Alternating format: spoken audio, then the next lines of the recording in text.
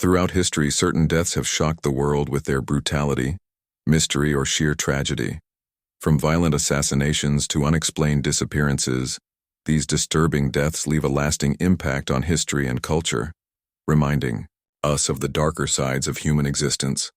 Hypatia of Alexandria, the martyrdom of knowledge. In the waning days of the Roman Empire, Alexandria stood as a beacon of culture, learning, and philosophical inquiry. Among its brightest stars was Hypatia, a woman whose intellect transcended her time. Born around 360 AD, Hypatia was a mathematician, astronomer, and philosopher who attracted students from across the Mediterranean. She symbolized the last light of the ancient world's dedication to reason and science, yet her brilliance became her doom. In 415 AD, political and religious tensions engulfed Alexandria. Hypatia, seen as a symbol of pagan philosophy and rumored to influence the governor against rising Christian powers, was targeted by a frenzied Christian mob. In a horrifying spectacle, she was dragged from her chariot through the streets, stripped naked and brutally torn apart with sharpened oyster shells and pottery shards. Her body was then burned. Hypatia's death was not just the murder of a person, but the symbolic assassination of classical knowledge itself. Her gruesome end marked the beginning of a darker age, where fear and fanaticism eclipsed the pursuit of truth. Emperor Nero, madness, downfall, and self-destruction. Nero, the last emperor of the Julio-Claudian dynasty, ruled Rome with extravagance and cruelty from 54 to 68 AD. Early in his reign, he was celebrated for his youthful promise, but his descent into tyranny soon became notorious. He orchestrated the murders of his own mother Agrippina and his wife, Octavia.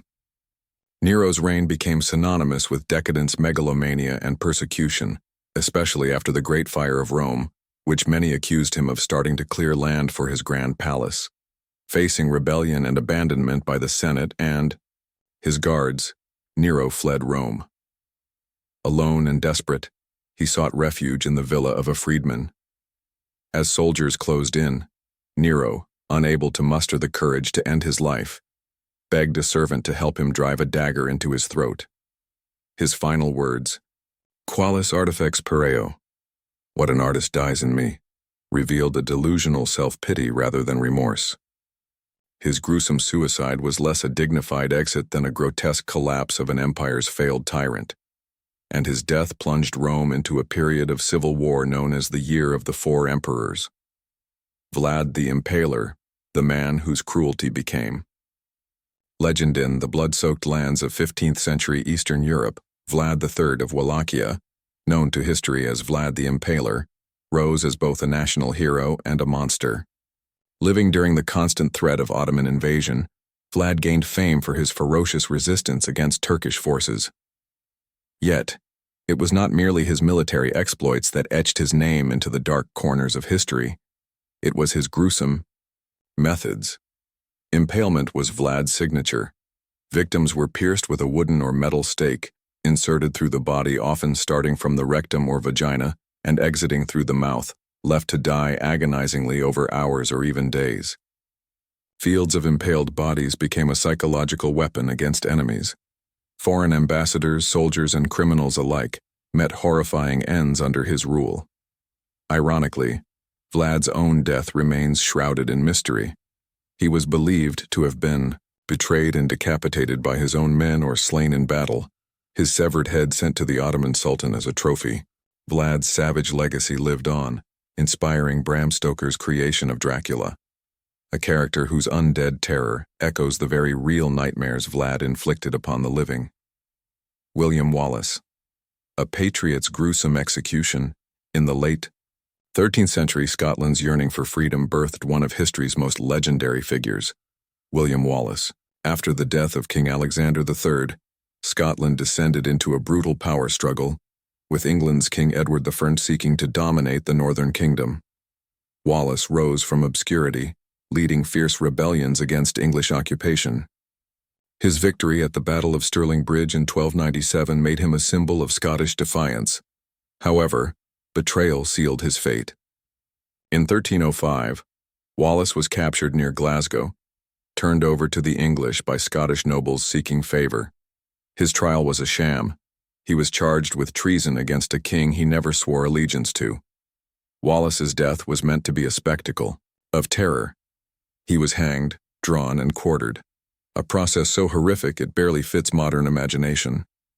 He was first hanged until barely conscious, then emasculated, eviscerated, and had his intestines burned before him. Finally, he was beheaded, and his body cut into quarters, each part displayed across Britain as a brutal warning. Wallace's savage execution aimed to crush Scottish spirit, but instead it immortalized him as a martyr for freedom. King Edward II, royalty's hidden agony, behind castle walls, while the death of a king often came through the sword in battle. Edward II of England met a fate cloaked in humiliation and hidden brutality.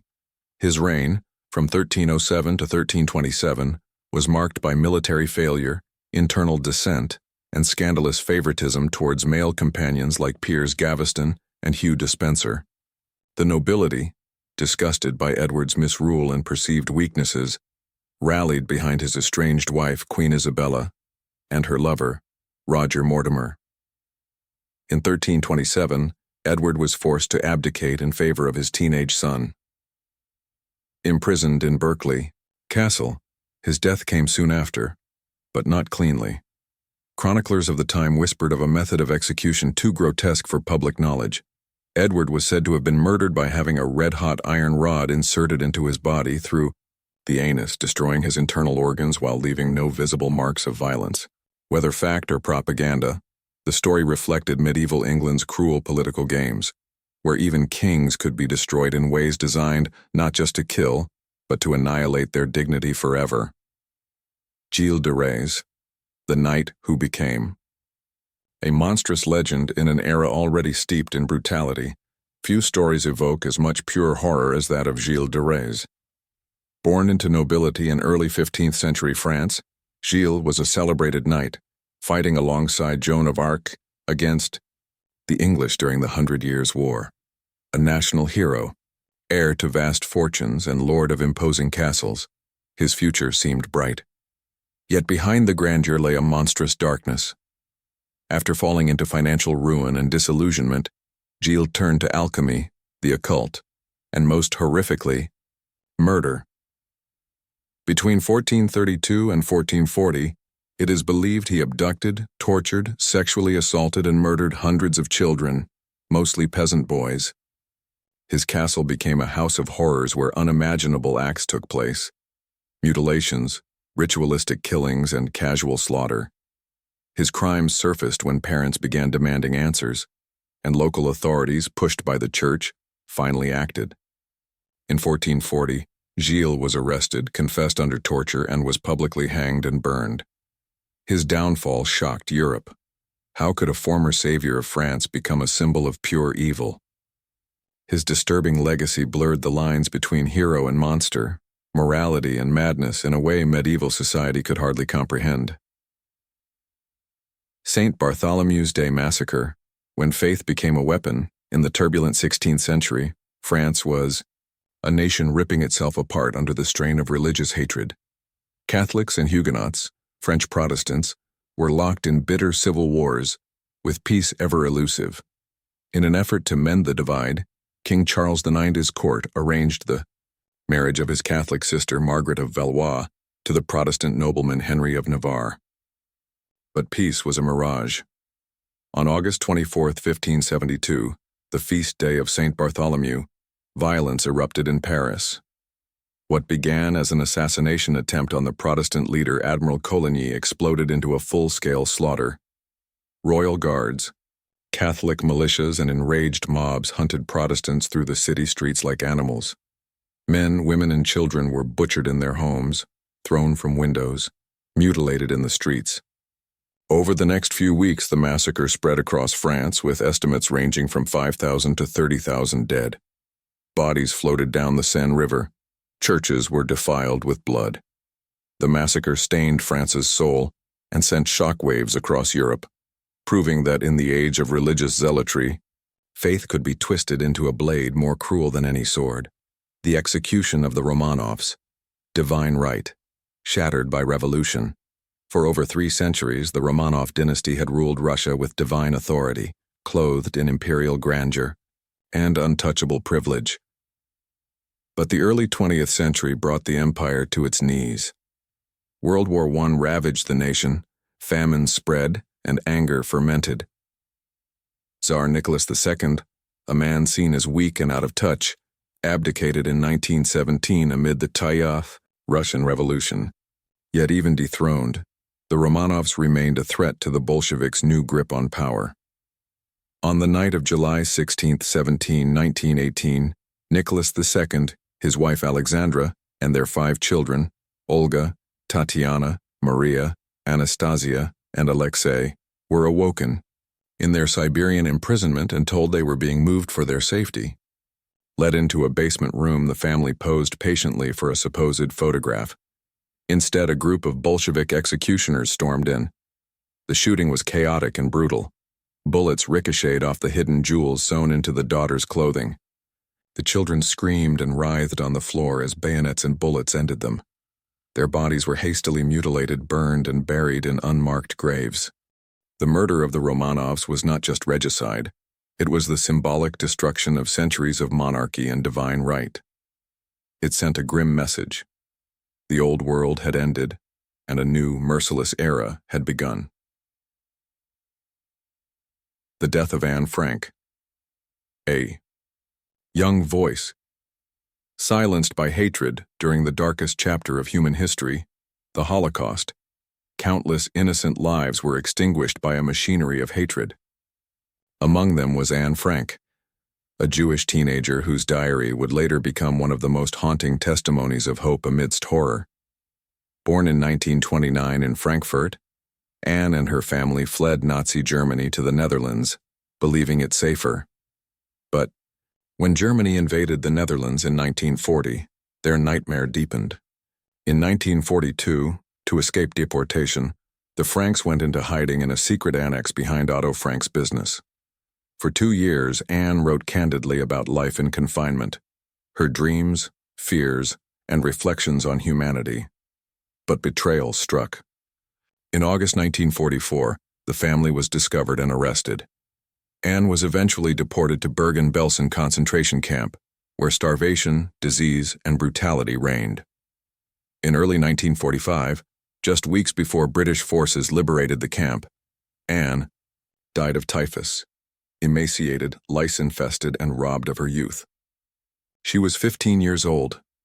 Her death represents not just the loss of a brilliant young mind, but the annihilation of an entire generation's potential.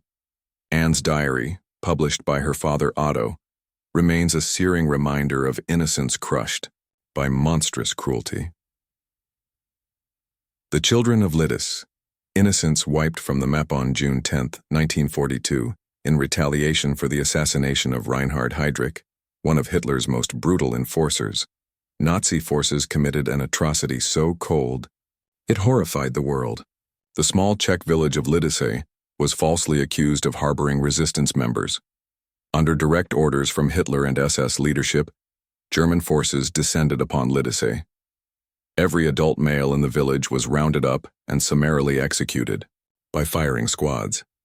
The women were deported to concentration camps where most later perished. Yet the fate of Lidice's children was even more chilling. Over 80 children were separated from their mothers. A handful deemed racially suitable were sent to be Germanized, forcibly assimilated into German families. The rest, considered unfit, were taken to the Chelmno extermination camp and gassed to death. In one monstrous act, a community's future was obliterated. The Nazis then bulldozed the entire village, erasing Lidice from maps as if it had never existed. Today, Lidice stands as a symbol of the barbarity that unchecked power and hatred can unleash upon the most defenseless, the children. The Aberfan disaster, buried dreams, beneath a mountain. Sometimes, tragedy comes not from malice, but from deadly negligence. On the morning of October 21, 1966, the small mining village of Aberfan in Wales awoke under grey skies. Without warning, A colossal mountain of coal waste, weakened by heavy rains, collapsed into a catastrophic landslide. Within minutes, a black tsunami of sludge engulfed Pantglass Junior School and nearby homes. 116 children and 28 adults were buried alive. Desperate rescue efforts clawed through the thick muck, but for most, it was too late. The sight of small bodies still in their classroom seats brought waves of grief that stunned the world. Investigations revealed that the National Coal Board had long ignored warnings about the unstable tip. The Aberfan disaster was not a random act of nature. It was a man-made horror born of greed, arrogance, and disregard for human life. The loss of nearly an entire generation of a single village left wounds that would never fully heal, and Aberfan became a bitter lesson in the cost of treating human lives as expendable. The atomic bombing of Hiroshima and Nagasaki, the end of innocence on the morning of August 6, 1945, the course of history was irrevocably changed when the United States dropped the first atomic bomb on the Japanese city of Hiroshima. The bomb, codenamed Little Boy, detonated with an unthinkable force, instantly killing an estimated 70,000 people. The explosion obliterated everything in its immediate vicinity, turning the city into a radioactive wasteland. The survivors, burned and disfigured, were left to suffer in agonizing pain, with little medical aid available. Just 3 days later, a second bomb, Fat Man, was dropped on Nagasaki, killing another 40,000 people instantly, while thousands more succumbed to radiation poisoning in the weeks and months that followed. The horrific death toll from the bombings, around 200,000, is compounded by the long-term effects of radiation, which continued to claim lives, deform unborn children, and leave survivors with debilitating illnesses. The bombings were intended to force Japan's surrender, bringing a swift end to World War II, but at an unimaginable cost. The cities, once filled with life, were reduced to ashes, and the world was forever marked by the horrors of nuclear warfare. The bombings of Hiroshima and Nagasaki remain a symbol of the devastating power humanity can wield, and a reminder of the horrors of unchecked technological progress in times of war. The Holocaust. 6 million voices silenced. The Holocaust is one of the darkest chapters of human history, a genocide in which 6 million Jews, along with millions of others deemed undesirable by the Nazi regime, including Romani people, disabled individuals, and political dissidents, were systematically murdered. The horrors began with the rise of Adolf Hitler's Nazi Party in the early 1930s, but it was the onset of World War II and the establishment of concentration camps and death camps that turned Nazi anti-Semitic policies into large-scale mass murder. Auschwitz-Birkenau, Treblinka, and Sobibor are just some of the infamous sites where industrial-scale killing took place. Millions were rounded up, transported in overcrowded trains to extermination camps, where they faced brutal forced labor, starvation, disease, torture, and death. Many were subjected to inhumane medical experiments, while others were sent directly to gas chambers, where they perished in mass executions. Survivors of the Holocaust often bear scars, both physical and psychological, and the trauma of witnessing their families, friends, and entire communities wiped out is something that lingers long after the events themselves. The Holocaust is not just a story of mass death, but also of a profound loss of humanity and the unchecked consequences of racism, intolerance, and totalitarianism. It remains one of the most devastating acts of genocide in human history, and its survivors' testimonies stand as a chilling reminder of how fragile the foundations of civilization can be when hatred is allowed to spread unchecked. The Cambodian genocide, the killing fields between 1975 and 1979, Cambodia fell under the brutal rule of the Khmer Rouge, a communist regime led by Pol Pot. Seeking to create an agrarian utopia, the Khmer Rouge tore apart Cambodian society with a brutality that defies comprehension. In their zeal to erase any vestiges of modernity and return to a pre-industrial age, they targeted intellectuals, city dwellers, and anyone with ties to the former government. The regime forced millions of people from urban centers to rural labor, camps where they were subjected to grueling work, starvation, and systematic execution. The infamous killing fields, mass graves scattered throughout Cambodia, stand as grim reminders of the horrors unleashed during this period. It is estimated that between 1.5 to 2 million people died during the genocide, about a quarter of Cambodia's population. The deaths were not always swift. Many victims were tortured, beaten, or subjected to cruel executions. The Khmer Rouge saw education, culture, and history as threats to their vision of purity, and the intellectual elite, including doctors, teachers, and monks, were particularly targeted. The genocide's scars are still visible in Cambodia today, as the country struggles to heal from the systematic extermination of its own people. The legacy of the Khmer Rouge serves as a sobering reminder of how ideology, when taken to extremes, can justify unimaginable violence and the destruction of an entire society. The Rwandan genocide, a nation consumed by ethnic hatred in 1994, one of the most horrific genocides in modern history, unfolded in the heart of Africa. The Rwandan genocide, lasting a mere 100 days, saw the systematic slaughter of between 800,000 and 1 million people, primarily from the Tutsi ethnic group. By the Hutu majority, tensions between the two groups had been simmering for decades, exacerbated by colonial policies that created divisions and pitted one group against the other. In April 1994, after the assassination of the Rwandan president, extremist Hutu factions launched a coordinated campaign to exterminate the Tutsi population. Men, women, and children were hacked to death with machetes, shot, or even burned alive. Entire villages were wiped out in brutal massacres. The international community, caught in political complexities and indifference, failed to intervene as the carnage unfolded.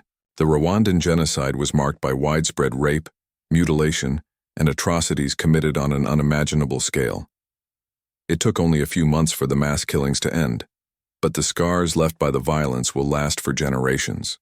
Rwanda has made efforts at reconciliation and rebuilding, but the pain and trauma of the genocide remain a dark chapter in the country's history.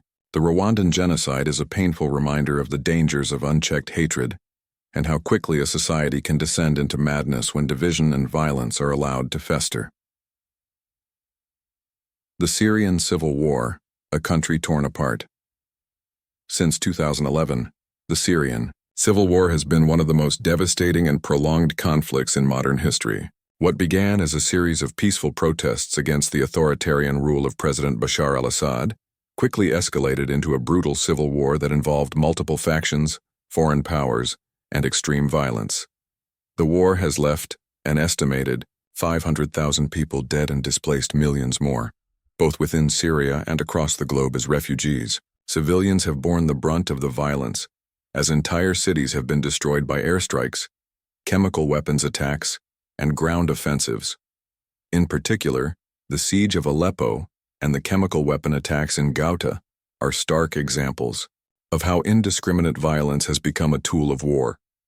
The Assad regime, backed by Russia and Iran, has routinely targeted civilian infrastructure, including hospitals and schools, in an attempt to break the will of the population. Meanwhile, rebel groups, including jihadist factions such as ISIS, have also committed horrific acts including mass executions and enslavement. The war has seen the emergence of war crimes committed by all sides, including ethnic and religious, cleansing, torture, and the forced displacement of entire communities. The human cost of the Syrian civil war is immeasurable, and its impact will continue to reverberate across the Middle East and the world for generations. The Rohingya crisis. Genocide in Myanmar. The Rohingya, a Muslim ethnic minority group in Myanmar, have long faced persecution in their own country. However, the situation escalated dramatically in 2017, when a violent military crackdown led to what many have described as a genocide. The Myanmar military, in collaboration with local Buddhist militias, launched a brutal campaign against the Rohingya, targeting their villages, homes, and families. And entire communities were burned to the ground, and tens of thousands of Rohingya were killed. Women and girls were subjected to mass rape, while men were tortured and executed. The violence was so extreme that it forced more than 700,000 Rohingya to flee across the border into Bangladesh, where they sought refuge in overcrowded camps. The international community condemned the atrocities, but Myanmar's military leadership denied the charges, labeling the campaign as a counterinsurgency operation against militants. The Rohingya have been denied citizenship, and their status as refugees in Bangladesh remains precarious. Many argue that the genocide against the Rohingya is a direct result of Myanmar's long-standing ethnic and religious divisions, where the Muslim minority has been systematically marginalized and oppressed. The Rohingya crisis is a stark reminder of the dangers of nationalism and religious extremism, and it serves as a tragic example of how ethnic cleansing can still occur in the modern world. The Yemen Civil War, a humanitarian catastrophe. The ongoing civil war in Yemen, which erupted in 2014, has spiraled into one of the world's worst humanitarian crises. The conflict is rooted in the complex political landscape of Yemen, where Houthi rebels backed by Iran seized control of large parts of the country, including the capital, Sana'a. In response, a Saudi-led coalition intervened on behalf of the internationally recognized government of President Abdurabu Mansur Hadi. What followed has been a war marked by devastating airstrikes, blockades, and ground battles. The civilian population has been caught in the crossfire, with the UN estimating that more than 230,000 people have died due to the conflict, including from violence, disease, and malnutrition. The airstrikes, many of which have targeted civilian infrastructure such as hospitals, schools, and marketplaces, have caused widespread destruction. At the same time, the Saudi blockade of Yemen's ports has led to severe shortages of food, medicine, and other essential supplies. The war has fueled a cholera outbreak, with millions suffering from hunger and disease. While both sides are responsible for atrocities, the Saudi-led coalition has come under particular scrutiny for its targeting of civilian areas, resulting in thousands of deaths. The suffering in Yemen, compounded by the failure of international diplomacy and intervention, is a testament to the devastating effects of modern warfare on innocent civilians. The crisis in Ukraine, a war for sovereignty and survival, the ongoing war in Ukraine, which began with Russia's annexation of Crimea in 2014 and escalated dramatically with Russia's full-scale invasion in 2022, has been marked by horrific atrocities and mass suffering. In the early days of the conflict, Russia's military forces seized vast swaths of territory in eastern Ukraine, leaving civilians trapped in cities under constant bombardment. The invasion on February 24, 2022, marked a new phase in the conflict, as Russian forces launched a broad assault on Ukraine from multiple directions. Ukraine's capital, Kyiv, and cities like Kharkiv and Mariupol became focal points for the devastation. Civilians, including women and children, have been targeted, with reports of indiscriminate shelling, airstrikes, and executions. The siege of Mariupol, where thousands of civilians were killed or left without access to food, water, and medical supplies, is one of the most tragic symbols of this war. In addition to the military casualties, the human cost of the war includes the forced displacement of millions of Ukrainians, with refugees fleeing to neighboring countries. The Ukrainian government has accused Russian forces of committing war crimes, including the targeting of civilian infrastructure, the use of banned munitions, and the torture and execution of prisoners of war. The war has also highlighted the stark reality of modern warfare, where technology, like drones and precision-guided missiles, is used to inflict terror on civilian populations. As of today, the war remains unresolved, with the fate of Ukraine and its people hanging in the balance. The conflict has reshaped geopolitics, renewed concerns about nuclear warfare, and exposed the deepening divisions in global power. The fight for Uyghur rights, a modern genocide in Xinjiang. In recent years, the Chinese government has faced growing accusations of genocide and crimes against humanity against its Uyghur Muslim population in the Xinjiang region. The Chinese Communist Party under President Xi Jinping has implemented a brutal campaign aimed at repressing Uyghur culture, religion, and identity. Hundreds of thousands, possibly over 1 million, Uyghurs have been detained in so-called re-education camps, where they are subjected to forced labor, indoctrination, and physical abuse. Women have been sterilized and families have been torn apart. Those who are not detained are subjected to pervasive surveillance and restrictions on religious practices, including the banning of Islamic clothing and the prohibition of Uyghur names. In addition to these forms of persecution, there have been reports of forced organ harvesting, forced abortions, and other forms of systematic brutality. The Chinese government has tried to portray the camps as vocational training centers aimed at countering extremism, but credible reports and testimonies from survivors paint a picture of systematic cultural erasure and human rights violations.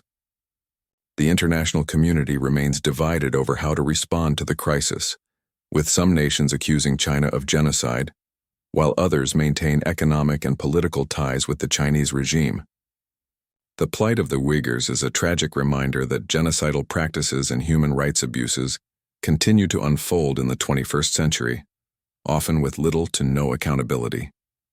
The long-term impact of historical atrocities. Throughout history, the immediate aftermath of major atrocities has often been followed by long-lasting consequences, both for the societies directly involved and for the wider world. In many cases, the wounds of these events never truly heal, leaving behind physical, psychological, and social scars that persist for generations.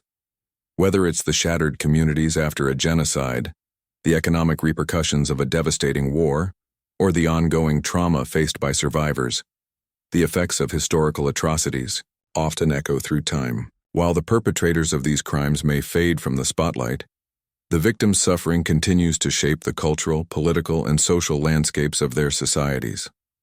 One of the most striking features of many modern atrocities is the way in which they are shaped by and contribute to the repeating cycles of history. Power struggles, ethnic and religious tensions, and ideological conflicts have recurred throughout human civilization, resulting in violence and oppression. Even in the present day, many of the same dynamics that have fueled past tragedies, dehumanization, propaganda, and unchecked political power, are still at play. The fight for justice and accountability continues to be a crucial component of healing, as societies seek to reckon with the dark chapters of their past. Psychological and social trauma. The toll on survivors. The psychological and emotional toll on survivors of atrocities is immense, often extending far beyond the initial violence. The psychological impact of war, genocide, and mass atrocities can be as devastating as the physical violence itself, leading to lifelong trauma. In cases like the Holocaust, the Rwandan genocide, and the Cambodian genocide, survivors often experience PTSD, depression, and anxiety, sometimes leading to substance abuse and a breakdown in social relationships. In the aftermath of the Syrian civil war, for instance, millions of refugees have fled their homes and have been forced to live in overcrowded camps where mental health services are limited. Many are traumatized not just by the loss of loved ones and their homes, but by the constant fear of death, the loss of identity, and the upheaval of their lives. Children who have witnessed extreme violence are particularly vulnerable, and the emotional scars they carry may influence their entire future, including their ability to integrate back into society or build stable futures. As such, the survivors of atrocities often face not only the struggle for physical survival, but also the long and painful process of trying to rebuild their mental health and emotional well-being. Similarly, communities that experience mass violence can be deeply fractured, as the shared trauma leads to divisions and resentment that persist for decades. In Rwanda, for instance, the genocide created a deep division between the Hutu and Tutsi populations, making post-genocide reconciliation a slow and difficult process. Even today, Rwanda continues to work through the trauma of its dark history, grappling with the weight of remembrance and reconciliation. The role of international justice, trials, tribunals, and accountability. After each major atrocity, the question of justice inevitably arises. Can those responsible for these crimes be held accountable? While the international community has made significant strides in establishing legal frameworks for justice, the road to accountability has often been fraught with political challenges, corruption, and selective enforcement. The Nuremberg trials, held after World War II, set a precedent for prosecuting war crimes, but similar efforts in more recent times have met with varying degrees of success. The International Criminal Court, ICC, established in 2002, was created to prosecute individuals for war crimes, genocide, and crimes against humanity. However, it has often been criticized for being ineffective in holding powerful figures accountable, particularly when those in power are from nations that refuse to acknowledge the court's jurisdiction. For example, the ongoing conflict in Syria has seen widespread war crimes, including the use of chemical weapons and the targeting of civilians, but many of the perpetrators have not faced any international repercussions. Similarly, the genocide against the Uyghurs in China has not resulted in significant international legal action, despite growing evidence of mass atrocities. One notable case of justice being pursued is the International Criminal Tribunal for Rwanda, ICTR, which prosecuted several key figures behind the Rwandan genocide. However, despite the establishment of such tribunals, the effectiveness of international justice remains inconsistent. The lack of political will and the reluctance of some countries to confront their own complicity or the complicity of their allies continues to impede meaningful progress. In many cases, justice is delayed or denied entirely, leaving victims with little recourse for the horrors they endured. The legacy of war and genocide, reconstruction and reconciliation. While the immediate aftermath of a major atrocity often involves a struggle for survival, in the longer term, societies must work toward reconstruction and reconciliation. This is a difficult and often contentious process, as the victims and perpetrators of violence may be forced to coexist in the same communities. The scars of war, genocide, and ethnic cleansing are not just physical. They are deeply embedded in the social fabric of society, affecting relationships, institutions, and political dynamics. In post-genocide Rwanda, the government has implemented various reconciliation efforts, including a focus on national unity and efforts to promote forgiveness. The Gacaca courts, a traditional form of community justice, were used to try many perpetrators of the genocide. While these efforts have had some success in fostering a sense of national reconciliation, the emotional toll on survivors remains immense, and the process of healing is ongoing. Additionally, some victims of the genocide continue to feel that justice has not been fully achieved, particularly in cases where perpetrators have not been adequately punished or where they have been reintegrated into society without facing the consequences of their actions. In Cambodia, the Khmer Rouge Tribunal was established to bring those responsible for the genocide to justice. However, the tribunal has faced criticisms for its slow progress and limited scope. Many survivors of the Khmer Rouge regime still carry deep emotional and psychological wounds, and the country continues to struggle with the legacy of its violent past. Despite these challenges, Cambodia has made efforts to rebuild its society, focusing on education, infrastructure, and economic development. However, the trauma of the genocide remains a pervasive presence in the lives of many Cambodians. The global response, diplomacy, human rights, and the fight for prevention. The modern era, international diplomacy has played a crucial role in addressing the aftermath of atrocities. The United Nations, through various agencies and peacekeeping missions, has sought to provide humanitarian aid, facilitate peace processes, and prevent further violence. However, the effectiveness of these efforts is often hindered by political interests, a lack of resources, and the difficulty of intervening in sovereign states. The United Nations' inability to prevent the Rwandan genocide, despite receiving warnings of the impending violence, remains one of the most glaring failures in international diplomacy. The rise of human rights organizations, such as Amnesty International and Human Rights Watch, has led to increased global awareness of atrocities and greater pressure on governments to uphold international human rights standards. However, while these organizations have achieved some success in drawing attention to injustices, their ability to stop or prevent atrocities is often limited by the political realities of global power. The international community has made strides in establishing frameworks for the prevention of genocide and mass atrocities, including the responsibility to protect R2P doctrine, which asserts that governments have a responsibility to protect their citizens from genocide, war crimes, and crimes against humanity. However, the implementation of R2P has been inconsistent, and political will remains a significant barrier to meaningful action. The repeating cycle of atrocities, a call for change. Despite the progress made in some areas, the sad truth is that history often repeats itself. In the modern world, we continue to see new genocides, wars, and atrocities unfold with disturbing frequency.